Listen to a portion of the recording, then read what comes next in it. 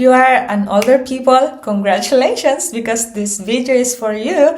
And if you are young, don't worry, because I know you're gonna learn a lot from this video. So stay tuned until the end. Hey fam, this is me again, Jo, and welcome back to another episode of Filipina Mindset. Before I decided to come here to work and study, I get a lot of questions. Why Finland? What are you doing there? What kind of job will you do? And yada yada yada. And to answer that question, why Finland?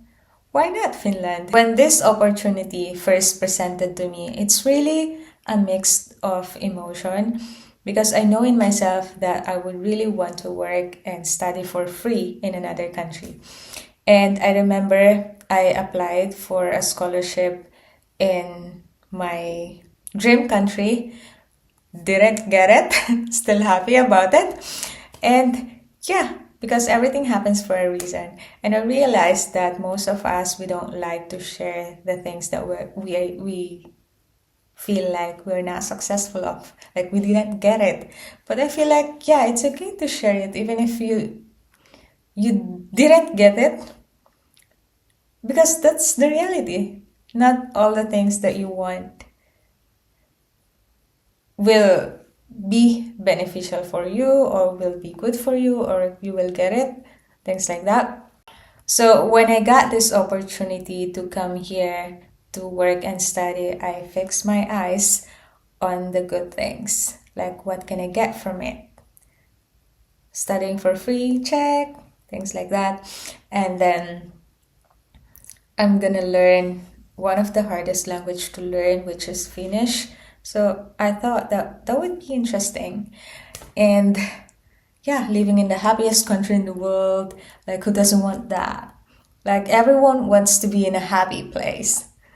I'm sure everyone agree. And then when I first came here, like, why is everyone so serious? Things like that. And I realized that Finns are just like that, but they are just normal people. Once you get to know them, once you started talking with them, they are like normal. They joke around, they talk a lot,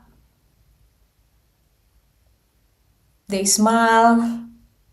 Yeah, they're just normal. So culturally speaking, in the Philippines, we don't really have nursing homes because financially, Filipinos couldn't afford it.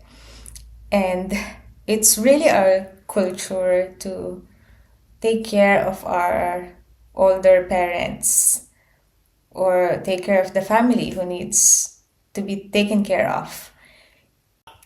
For example, if you are someone who has money, you can get a private nurse in the Philippines, or a personal caregiver for your older parents or a family member that needs care, but we don't really have a nursing home. The first realization that I have working in a nursing home or working with an older people is it makes me value what I have right now. And what I mean by that is like appreciating even the simple things, because oftentimes it's the simple things that we take for granted.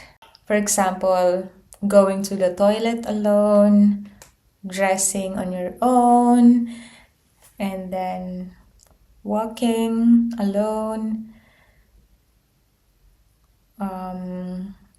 without needing somebody help. Next one is, it's scary to get old. Scary in a sense that when you get old, you don't know who will really care for you. We often bank this kind of questions, but sometimes we really have to confront our reality that one day we're gonna get old too. There are residents who doesn't get a lot of visitors, like they don't have a family members, or they simply doesn't have anyone to even visit them, and it's sad. So that's why I realized that, oh, it's scary to get old. And then the next one is, they said the older you get, the humble you will be. And I think That's really true. Because when you get old, you realize that you need help from people. But if you're someone, this one is really hard for people who used to do a lot of things on their own, and then one day you wake up and then you need a help from people.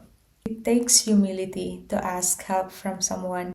The same thing as it takes humility to accept correction from someone, because we all have pride and egos. And I found out that people who've been put in a nursing home for the very first time thought that it's already the end for them, that they are put in that place because they are just waiting for their final moments, and that's really sad.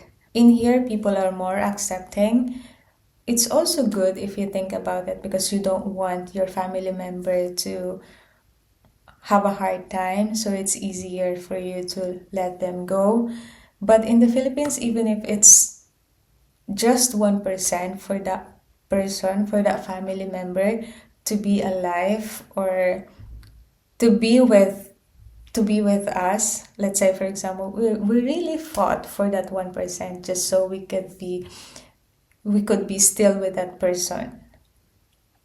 But in here, they are more like accepting. Yeah, the culture is really different. And if this opportunity is still presented to me again, I would still say yes, because the perspective that I have in life right now is so different.